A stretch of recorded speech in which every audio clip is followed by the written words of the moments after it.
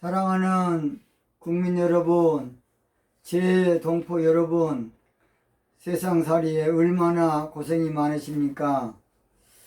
저는 대통령의 정치의식이란 제목으로 정치판을 혁명하고 싶은 최옥석 목사입니다. 저는 대통령의 정치의식은 정직이라는 것입니다. 저는 기도 가운데 우리 하나님께로부터 받은 명령입니다. 정직입니다. 정직. 대통령이 정직해야 퇴임 후에 보람이 될 것입니다. 퇴임 후에 내가 행복하게 될 겁니다. 대통령이 정직 정치해야 퇴임 후에 후회하지 않을 겁니다. 아, 내가 그때 잘했다. 내가 좀 어렵고 힘들어도 그때 잘했다 할 겁니다. 대통령이 정직 정치 후에 해야 퇴임 후에 국민들이 모두 아쉬워할 겁니다. 아, 그분 한번 좀 더 했으면 좋겠다. 늘 아쉬움을 주는 대통령이 될 겁니다.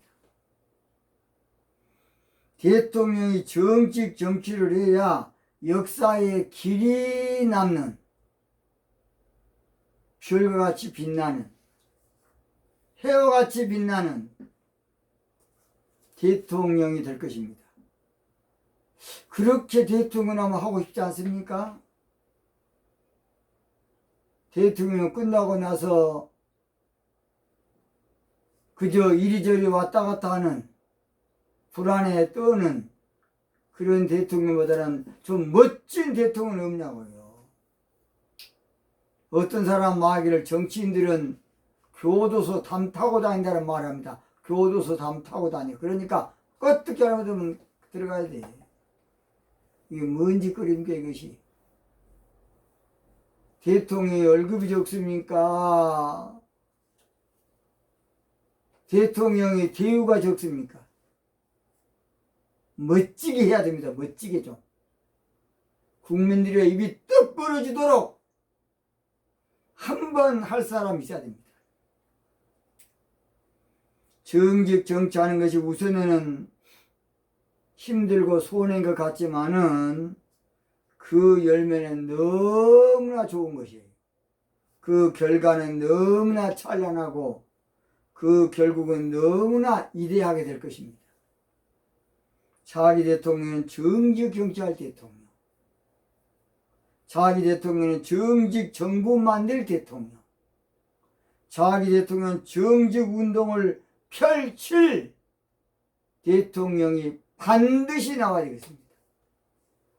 오늘 저는 한번 따라하겠습니다. 차기 대통령은 뭔 대통령은? 차기 대통령은 이념에 놀아나는 것이 어디에?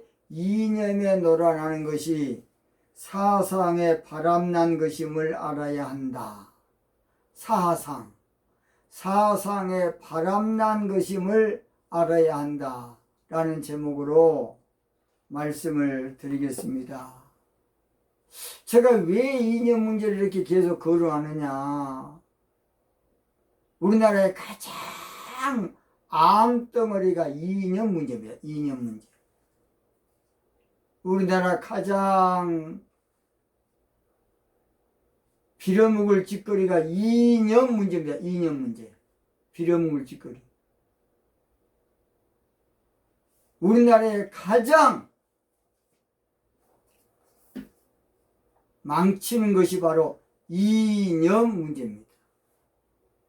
우리나라가 이념 문제 때문에 얼마나 고생했습니까? 또 거기에 빠지고 싶습니까?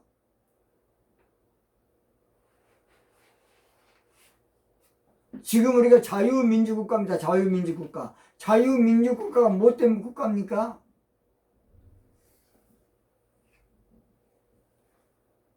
어떻게 그렇게 이해가 안 되십니까? 그나게 쉽지 않습니다. 제가 그래서 이념 문제를 그동안에 거론한 지도자가 별로 없었지만은 제가 지금 계속 하고 있습니다. 우리나라는 세계에서 유일하게 분단 국가입니다. 세계에서 유일하게 분단 국가예요. 불쌍한 나라입니다. 허우대는 쉽게 말해서 나라는 많이 전체적으로 발전했는데 이념의 중병을 앓고 있습니다. 중병. 이념의 골마 터지고 있어요. 이념. 그래서 분단 국가로 역사와 전통을 자랑하고 전 세계에서 우리나라만 딱 두 쪽으로 나눠 있습니다. 한 나라가 분단되어 있다는 것은 여러분 생각해 봅시오. 허리를 딱 잘라버리면 얼마나 불행한 일입니까? 나라가 분단되어 있다는 것은 비극이고 불행이고 저주고 재앙입니다. 무엇 때문에 그러느냐? 우리나라는 이념에 얽혀 있어요. 지정학적으로 우리나라 운명이 그렇습니다. 그래서 같은 민족끼리 총뿌리를 겨누고 70년 넘게 대치하고 있어요. 이런 일이 뭔 일입니까? 같은 형제끼리 오도가도 못하고 DMZ에 막혀 있습니다. 같은 가족끼리 만날 수도 없는 기구한 운명의 나라가 우리 한민족입니다. 한민족. 그런데 분단된 것도 서럽고 재앙인데 저주인데 이념 즉 이데올로기에 빠져서 자유 대한민국에서 두 쪽 살림을 하고 있어요. 두 쪽 살림. 어찌 보면 기가 막힐 일 아닙니까? 어찌 보면 통탄할 일이고 가슴 아플 일입니다. 그것도 모자라서 이제 첨예하게 대립을 하고 있습니다. 그것도 모자라서 갈등 구조가 막바지에 지금 이르고 있습니다.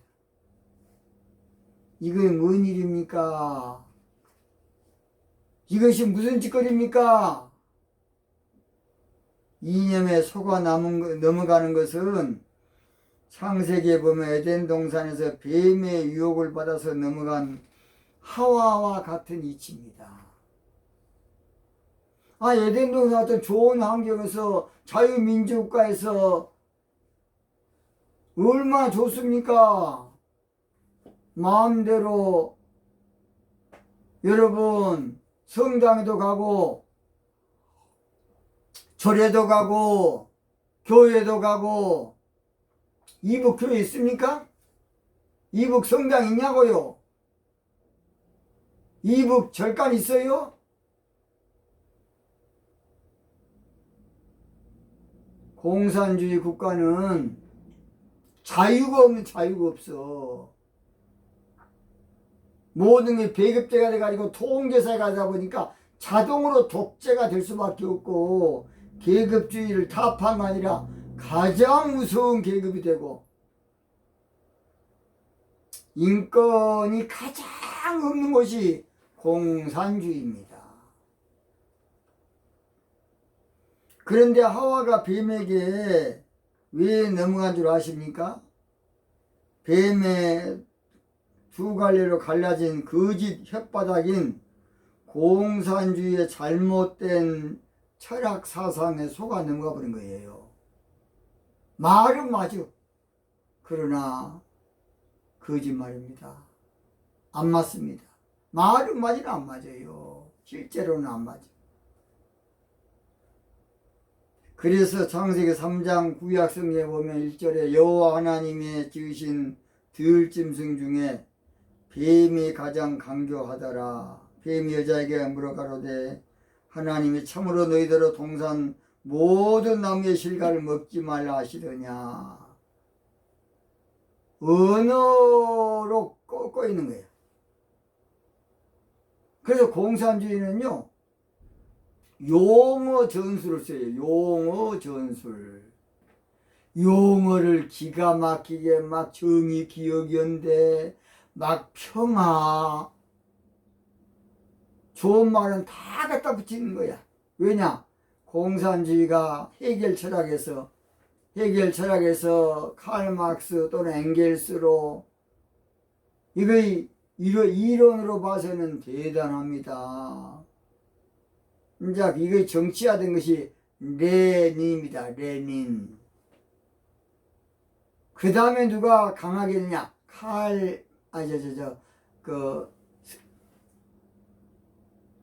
러시아, 소련에 여러분이 잘 아시는 사실은 스탈린입니다. 스탈린. 원래 모 대통령은 공산주의 아니었어요. 스탈린한테 할 수 없이 속아넘어간 것이 모 대통령입니다. 미국서 그래서 모 대통령을 끌어안으려고 해서 처음에는. 그래서 장개석이하고 다툴 때 미국이 적당히 간망했던 겁니다. 근데 이제 모 대통령이 레닌한테 넘어가 버리니까 끝난 거예요. 스탈린한테. 그래서 이게 동남아가 다 우리 6.25도 마저 불행이 온 겁니다. 이념에 속은 것은 사상적으로 바람난 것이에요. 이념에 미혹되는 것은 사상적으로 바람난 것입니다. 이념에 꾀임받는 것은 거짓말입니다. 그 사상적으로 바람난 것이에요. 이념에 세뇌당하는 것도 사상적으로 바람난 것입니다. 이념에 넘어가는 것도 사상적으로 바람난 것이에요. 이념에 물든 것도 사상적으로 바람난 것과 똑같아요. 이념에 빠진 것도 사상적으로 바람난 것과 똑같습니다. 그러니까 철학적으로 논리를 정형이 났기 때문에 그럴듯하고 고상하고 대단합니다. 그러나 다 거짓말입니다. 거짓말입니다. 그래서 지금 종주국인 소비에트 연합, 소련이 그냥 무너지고 러시아로 하고 다 이제 갈라진 겁니다. 그래서 몽고가 원래 공산주의였다가 소련이 무너지기 시작하니까 크게 충격을 받은 나라가 몽골 판점이 있는 아시아권의 몽고라는 나라다. 몽고. 지금 몽고는 우리나라를 얼마나 좋아하는지 몰라요. 우리나라를 벤치마킹 하려고 일을 쓴 나라가 몽고입니다. 몽고. 저거 옛날에 고난당할 때 화상을 입었었는데 바로 옆에 병상에가 몽고 청년이 우리 한계와 화상을 입어가지고 같이 저랑 이야기를 많이 한 적이 있습니다. 그래서 이거 우리가 안 속아 넘어가야 되는데 이론은 맞으니까 속아 넘어갈 수밖에 없어요. 이게 문제예요. 이론적으로는 먹음직스럽게 보이고 보암직스럽게 보이고 지혜가 철학이지 않습니까? 공산주의 이론이 대단하게 이론은 전개되어 있습니다. 여러분 잉여 가치론이라고 물론 읽어보기 어렵지만은 그 칼 막스의 이론을 읽어보면 기가 막힙니다. 저는 칼 막스를 정신병자라 봅니다.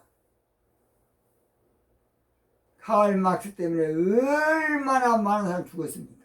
그 한 사람. 불쌍한 사람입니다. 불쌍한 사람. 칼 막스 때문에 얼마나 많은 사람이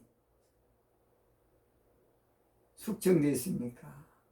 킬링 필리 안 봤습니까? 보드 피플 안 봤습니까? 그래서 이념을 먹음직스럽게 보암직스럽게 지혜롭게 할 만큼으로 보면 끝난 거예요. 그 창세기 3장 6절에 여자가 그 나무를 본저, 그 나무는 바로 여기서는 정적으로는 공산주의 나무예요.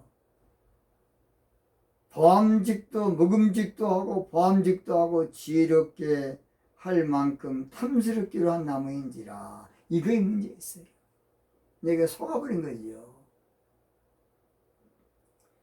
그래서 이념에 한번 빠지면 나오기가 아주 어렵습니다. 왜냐? 이성적으로 지성적으로 그 사람을 케어시켜 놨기 때문에 거기서 빠져나가기가 이거 어렵습니다. 이념에 한번 빠지면 벗어나기가 얼마나 어려운지 아십니까? 내 옷에가 빨간 물이 들었는데 그것을 빼내기보다 더 어려운 것이 이념에서 빠져나오기 어려운 겁니다. 이념에 한번 빠지면 자유하기가, 탈출하기가, 돌아서기가, 청산하기가 극히 어렵다는 것입니다. 그래서 오늘 저희들은 이 문제를 깊이 알아야 돼요. 이념은 한마디로 말해서 신앙을 능가하는 위력이 있어요. 신앙을 능가해요. 신앙. 신앙보다 무서운 겁니다. 이념은 신앙을 뛰어넘는 위력이 있어요. 신앙보다 더 무서워요. 이념이. 이렇게 무서운 건데 우리 쉽게 알면 안 돼. 구약 성경을 보면 호세아라는 선지자가 나옵니다. 그는 왕국 분열 후 북왕국 이스라엘이 최고 번영을 누릴 때에 북왕국 제13대 왕인 여로보암 2세 때에 하나님이 보낸 위대한 선지자가 호세아 선지자입니다. 호세아 선지자 이름의 뜻은 여호와는 구원이시다, 그런 뜻입니다. 여호와는 구원이시다. 왜 구원이냐? 잘 들어요. 왜 구원이냐? 하나님께서 호세아에게 명령하기를 너는 정결한 여자가 아니라 음란한 여자, 바람둥이 여자와 결혼하도록 명령을 합니다. 이게 사람 환장하는 거 아닙니까?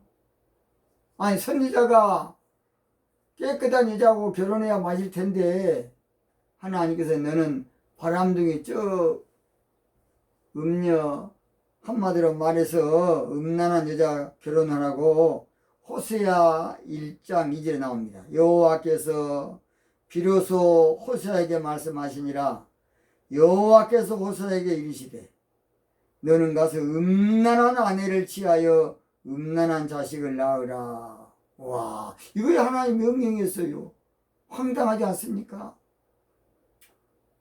음란한 아내를 취하라. 이거.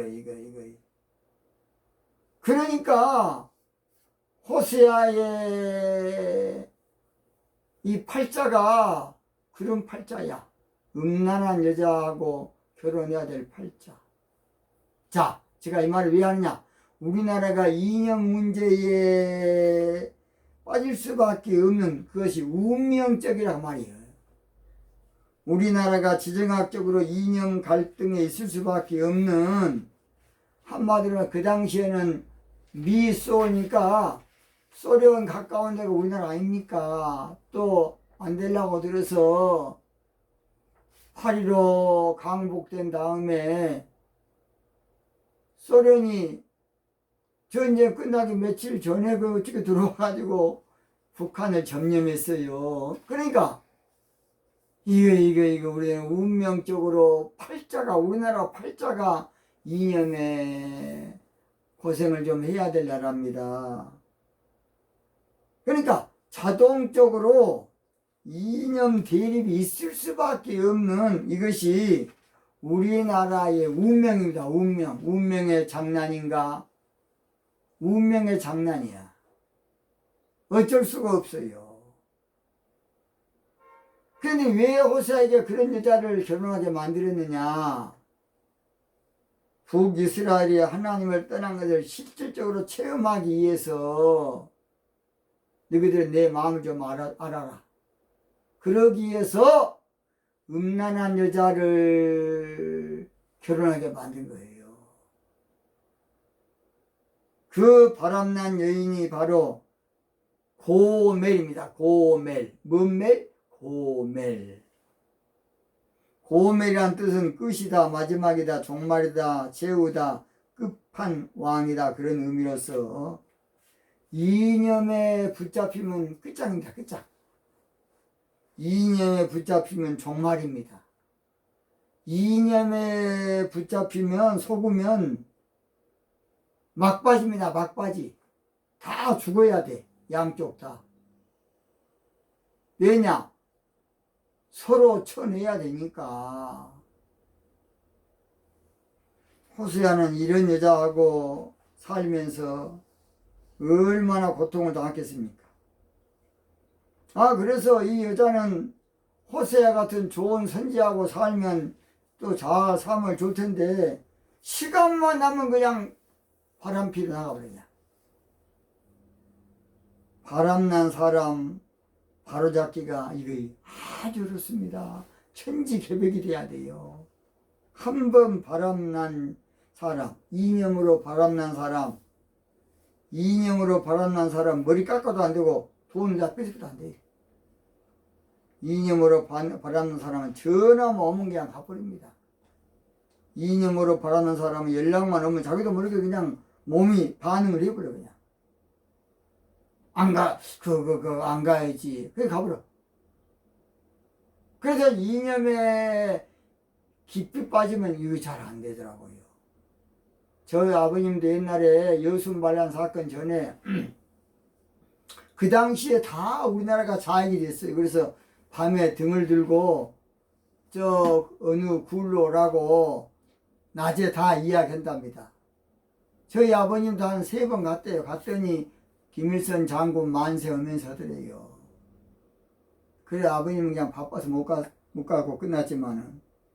그래서 호세아 선지자는 그런 부인을 이거 또 찾아오고 또 찾아오면 또 도망가고 또 찾아오면 또 가고 그런 짓거리를 수없이 하다가 한 번에 이제 아예 그냥 거기서 노예가 돼가지고 돈을 주고 찾아오지 않으면 안 될 이기에 놓여서 호세아 3장 2절 보니까 내가 은 5개와 보리 한 호멜 반으로 나를 위하여 저를 사고 은 15개와 보리 한 호멜 반이에요. 그래도 정신 못 차려 이편네가. 이념에 빠지면 꼭 그런 것이에요. 그래서 호세아 선지자는 제발 좀 나랑 같이 살자 하면서 사정합니다. 호세아 3장 3절 저에게 이르기를 너는 많은 날 동안 나와 함께 지내고 행음하지 말며 다른 남자를 쫓지 말라. 나도 네게 그러하리라. 호세아 선지자가 사정합니다. 그래도 못된 인간은 그거에 소용없어. 그냥 갈고 다녀. 몰고 다녀. 갈고 다녀. 그것이 하나님의 심판이 큰 줄 모르고. 이념에 빠진 사람은 건져내기가 아주 어렵다는 말입니다. 이념에 빠진 사람은 설득하기가 아주 어렵습니다. 왜냐하면 이념에 빠져 사는 것이 우선에 재밌고 기쁨이 있고 보람이 있고 흐뭇함이 있고 만족함이 있고 또 이념에 빠져 사는 것이 옳다고 생각되기 때문에 그래요. 육신적으로 좋고. 그러니까 다른 어떤 것으로도 이념에서 벗어날 수가 없어요. 정직 정치밖에 없어요. 정직 정치. 어떤 것으로 안 돼. 정직 정치밖에 안 돼. 바람이 든 여러분 무 다시 회복한 거 봤습니까? 어렵습니다. 바람이 든 무는 원상복구 시키기 어려워. 여러분 김치 담을 때 바람 든 무 대부분 잘라서 버려버리든지 그냥 발로 쳐버리든지 그래야 그 되지. 나 바람난 무 갖고 김치 담은 사람 한 사람도 못 봤어요.